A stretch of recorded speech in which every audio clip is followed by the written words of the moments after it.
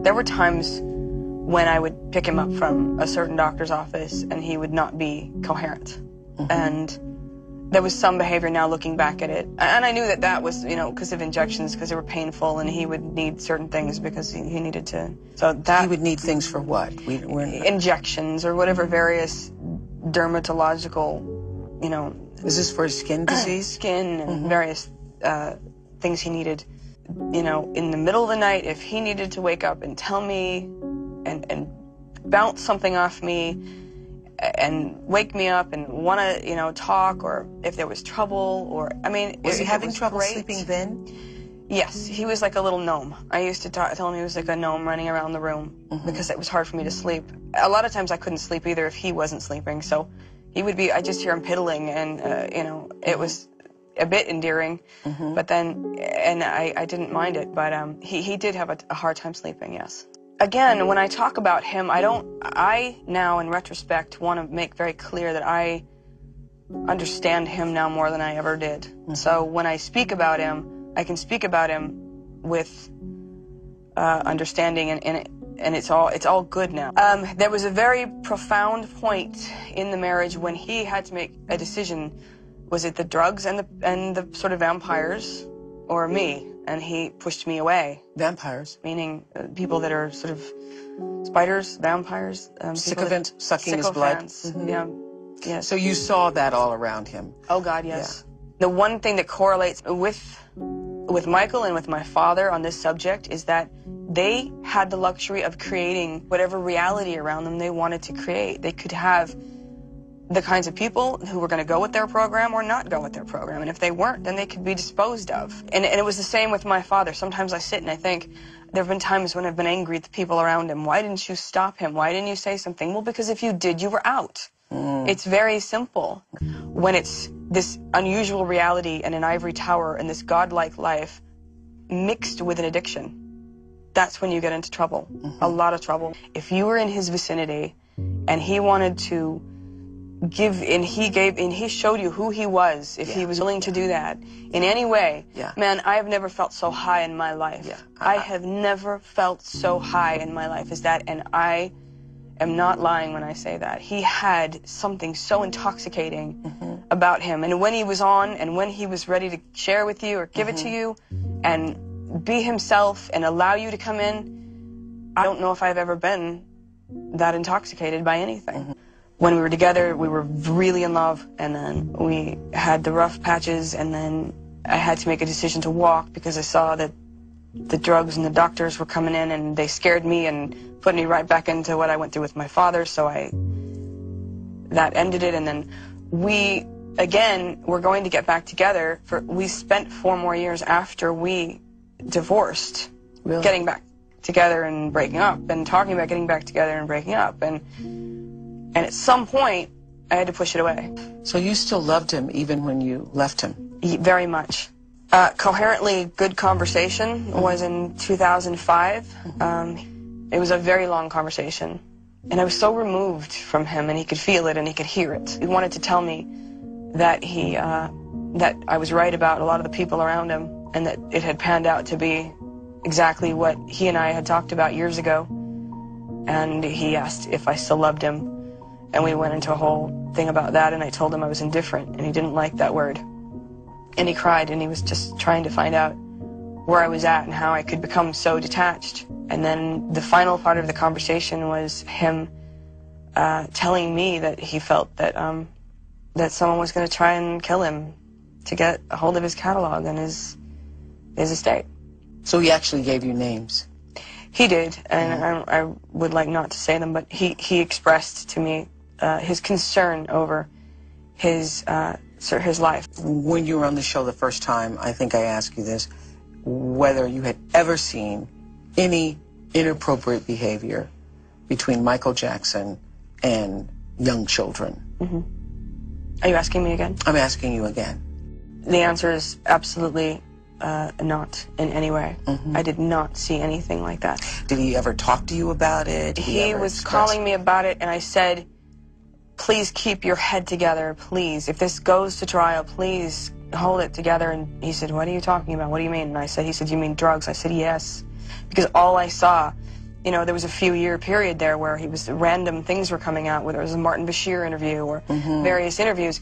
And in those interviews, I saw him intoxicated. I didn't see Michael that I knew in that Martin Bashir interview. He was high as a kite from what I saw and from what I knew. Really? He was either too speedy or he was sedated. It wasn't the Michael that I knew. The shocking things, he said some pretty shocking things in that Martin Bashir interview, particularly about how he felt it was okay to sleep with young children. I think he said that stuff sometimes to be defiant because he got so angry at having been accused. I think that sometimes he was such a little stubborn rebel sometimes, and he was like a child, and he would just say what he felt everyone didn't want him to say. Mm-hmm. I don't feel like he had a straight head during those things, and I think that they were edited in a very, very manipulative, nasty way. So you never saw anything, and to this day, you don't believe that any of those charges were true? The only people that are ever going to be able to honestly say the truth are him and whoever was in the room at the time of whatever allegedly took place. I was never in that room. It would be unfair for me to... I can tell you I never saw anything like that. And I know that you went to the private funeral ceremony. What was that like, standing in the room with his casket? That was really another 6 months of more to recover from, I think. Mm-hmm.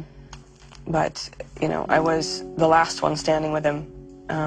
Most people had left, and I went back in, and I was alone with him, and standing over him. You know, I didn't want to leave him. I felt like I wanted to apologize for not being around. Do you think that family and friends let him down? Do you think that somebody could have done something? I think that they tried, and sadly, like I said, if he didn't want you around, if you were going to make him confront something he didn't want to confront, he could make it go away, including his own family. I think that was a train headed in a certain direction that I don't know if anyone could have stopped.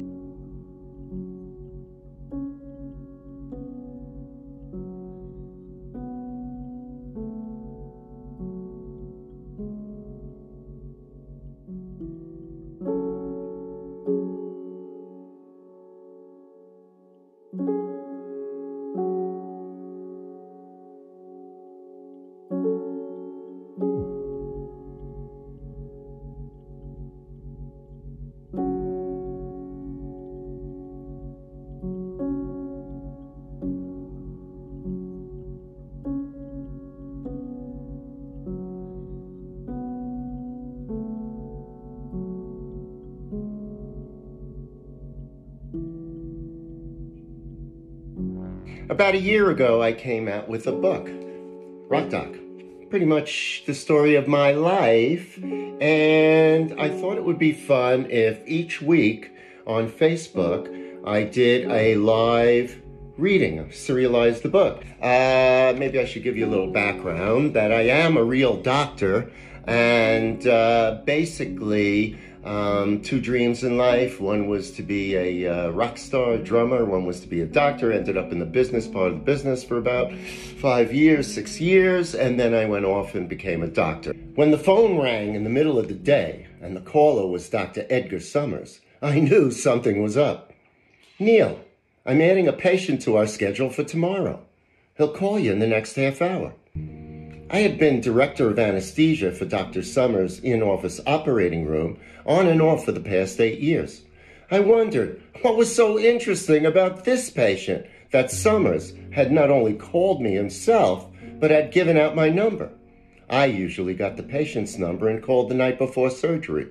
Warily, I asked, "Is there something special I need to know?" "Don't you want to know who it is?" I could hear the excitement in Summers' voice. Edgar Summers, a well-known plastic surgeon, liked to impress me with the A-list celebrities he had as patients.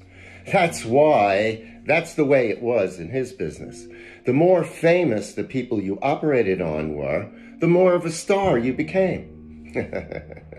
Usually, I didn't care that much about the star power of our patients. I'd been in the rock and roll business, dealing with celebrities on a daily basis, and as a result, I didn't get impressed easily.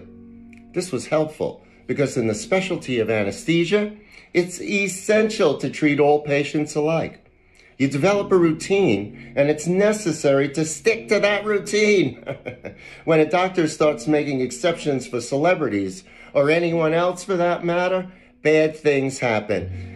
And I guess I'll have to interject here that if you read about what happened to comedian Joan Rivers, I think that's exactly what happened. So again, you got to pay attention, particularly if you're an anesthesiologist. Okay. Where was I? Okay, so, I don't know, I answered half-heartedly. Should I care who the patient is? So, don't you want to guess? Somers teased. He was enjoying this. If the smooth, fun-loving doctor hadn't become a surgeon, he surely would have been a comedian. However, I was quickly growing tired of the game. Hey, Edgar, let's stop the bullshit. Tell me who it is. Michael Jackson, he proudly announced. Well. After all these years, I thought to myself, I knew the king of pop had been to Somers' office before. When I had thought of starting an in-office anesthesia practice 8 years earlier, I had approached Edgar Somers, in partly because I knew Michael Jackson had been a patient. It wasn't that I had any particular interest in Michael, but his presence indicated that Somers ran the kind of practice that would benefit from an office-based anesthesiologist. I asked him about the upcoming procedure. Nothing major, just some small facial work. It would take about an hour. We agreed I would use monitored sedation, and I asked about Michael's general state of health. Underweight, and he has the skin condition vitiligo, Somers answered. There were no other special issues. What we didn't discuss was Michael's alleged drug problem. I was aware from what I had read in the press that Michael had some kind of issue with painkillers and sleep meds. Years before, I too had battled drug addiction. I was sensitive to patients with similar problems, and I had specific ways of dealing with their anesthesia, mainly making sure they didn't feel high. And you know, I talk about my drug addiction extensively later on in the book. Okay, I hung up and gazed out my balcony window. Half an hour later, the phone rang. I was nervous, and when I get nervous, my voice starts to quiver. I didn't want Michael to hear it. I waited a couple of rings, took a few deep breaths, and answered, "Hello, Ratner?" I knew immediately from the high-pitched, almost childlike voice it was Michael Jackson. I was a little surprised by the Ratner, not Dr. Ratner or even Neil. I didn't know it then, but that was Michael. He used only last names or nicknames, although he didn't have one for himself. In our 8 years together, he never called me Neil, and I always called him Michael. We exchanged a few pleasantries, then I got down to the business of talking about the anesthesia. Within a minute or two, he interrupted. "Ratner, are you going to use the milk?" I was taken aback by the question. By milk, he meant propofol, a white milky substance, very different from the alternative clear medications we also used. The introduction of propofol some years earlier had greatly improved the safety of in-office anesthesia. It also offered a much better experience for patients, so much so that they had begun asking for the drug by its chemical name, propofol, or its brand name, Diprovan. I laughed to myself. Within the anesthesia community, propofol had a nickname, Milk of Amnesia. Michael knew our little inside joke. I assured him that propofol would be part of my anesthetic technique. A unique aspect of what I did in the operating room was including the use of music through headphones. My experiences in the music business had taught me about the power of music. Great music comes from a deep emotional place and has the ability to generate similar emotions in listeners. Putting headphones on a patient had proven to be a valuable way to decrease anxiety and increase levels of relaxation. I explained this to Michael. It was a topic of great interest to him. He had used headphones during anesthesia before and wondered how music affected altered states of consciousness. "Do you think it matters what type of music?" Michael mused. "People often concentrate on lyrics, preventing them from relaxing," I replied. "So as long as it's non-worded and spiritually uplifting, it's up to you." Next, I went through the usual checklist of health problems, allergies, and previous surgeries. He asked if I would call the anesthesiologist at Dr. Hoffman's office. Michael was referred to Somers through his cosmetic surgeon in Beverly Hills. We spoke a few minutes more. I reminded him, nothing to eat or drink after midnight. All right. Now, I called Hoffman's office and spoke to the anesthesiologist. Michael had been there many times over the years. He had no previous problems with anesthesia, and yes, they had been using propofol. All right, so let me remind you now, propofol was this new drug in anesthesiology that we were using instead of sodium pentothal to put people to sleep. And anybody who had experienced propofol wanted that experience, not the experience of sodium pentothal, which made you nauseous and difficult to wake up from, and propofol was a much better experience. And so Michael knew about propofol from having been to Hoffman's office, and and of course I was using propofol because it had become the new gold standard in anesthesia. All right, but of course, if you know the end of Michael's story, it ends with a bad propofol experience, which I had nothing to do with, and as we get into the book later, we can talk more about that. Okay, at any rate, I would be lying if I said I wasn't pumped. My emotions were a mixture of fear and excitement. The fear was more or less the same reaction I had before every surgery. The Hippocratic Oath says, "Do no harm." That was always my biggest concern. I felt that a little stage fright was a healthy response that kept me on my toes. The excitement came from being involved in a famous person's life. We all crave a little of that magic, and Michael Jackson was arguably the most famous entertainer in the world at that time. Of course, I had seen all kinds of stories about Michael, but I had learned long ago not to believe everything you see or read.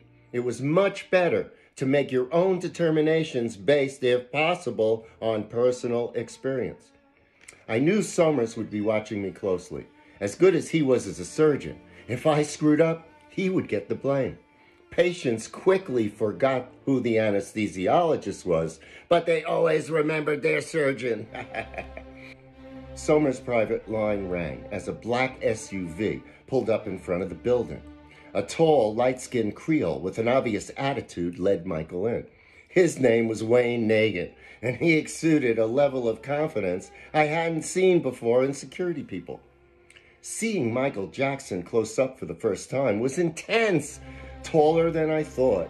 He was wearing his signature outfit: black fedora, aviator sunglasses, red flannel shirt, black pants, white socks, and black loafers.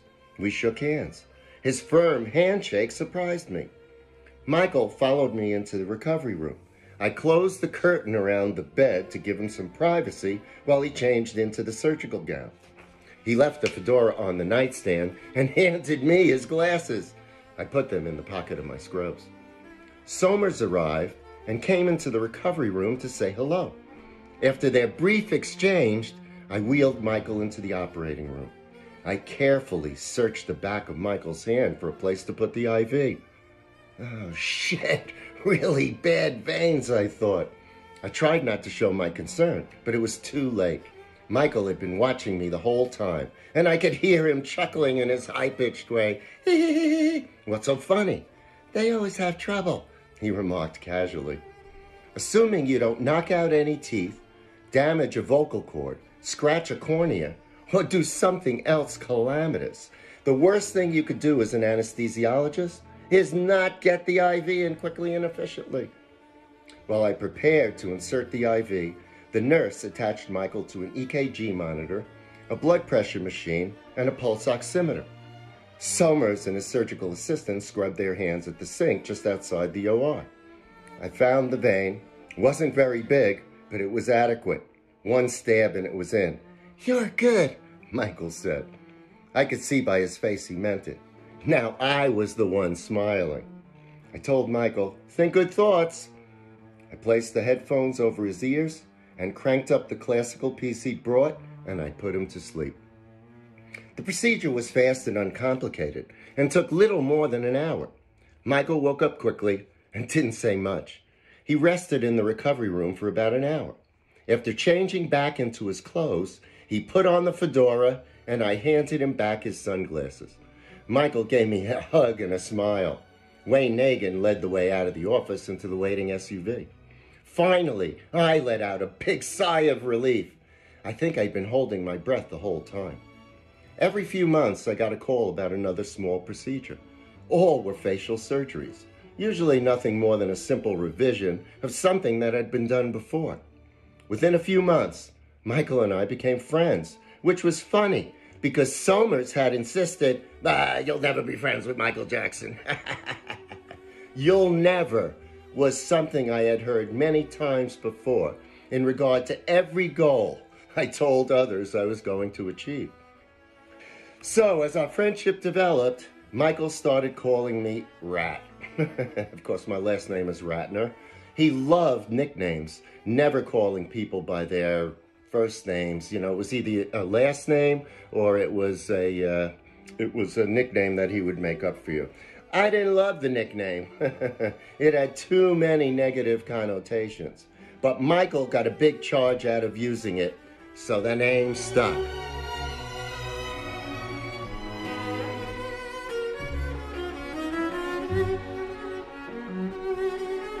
Well, sources close to Michael Jackson tell us that during the History Tour, that was back in '96, '97, Jackson was traveling with what looked like this mini clinic, including an IV pole, drips, and what was described as a rack with lights and monitors. Now, sources who had the opportunity to see Jackson at various points on the tour say Jackson was traveling with at least 2 doctors, one of whom was anesthesiologist Dr. Neil Ratner.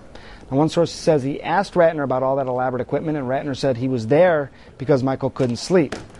Now, a couple things to point out. There's a lot of talk about safety, and sources say Ratner would keep equipment in his hotel room next to Jackson that was used for monitoring Jackson's vitals when he was asleep or under, as the source put it.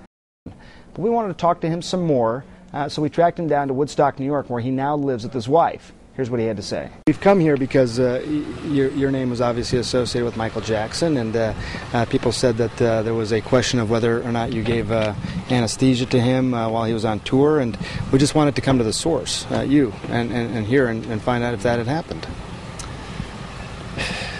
I'm very upset. I'm distraught. Michael was a good person. I can't talk about it right now. It's really something I don't want to talk about right now. I lost a friend, and I feel very badly about that. There were two people, and I just want to allow you to respond to this, and you can or you don't have to, but I think it's important that you hear this. That we have a couple of different sources that said they would see IV equipment, what sounded like probably pumps. They described it as sort of an audio rack sort of looking thing in a hotel room with Michael. And they made it sound like that was your stuff. Mm-hmm. Are they wrong, or was it? I really don't want to talk about this topic at all now. I really have nothing to say about it right now. You know, the man hasn't had a funeral, and the man hasn't been buried. It's inappropriate. I don't want to talk about it right now, and I'd appreciate it if we could end this now. The people that we talked to, these sources, never mention the medication Diprivan or propofol in any way. Of course, these sources are not medical professionals. And keep in mind, again, this was 12, 13 years ago. Propofol was not as widely used as it is today. Propofol was not as widely used as it is today. The introduction of propofol some years earlier had greatly improved the safety of in-office anesthesia. Now, I called Hofland's office and spoke to the anesthesiologist. Michael had been there many times over the years. He had no previous problems with anesthesia, and yes, they had been using propofol. Michael knew about propofol from having been to Hofland's office. Of course, I was using propofol because it had become the new gold standard in anesthesia.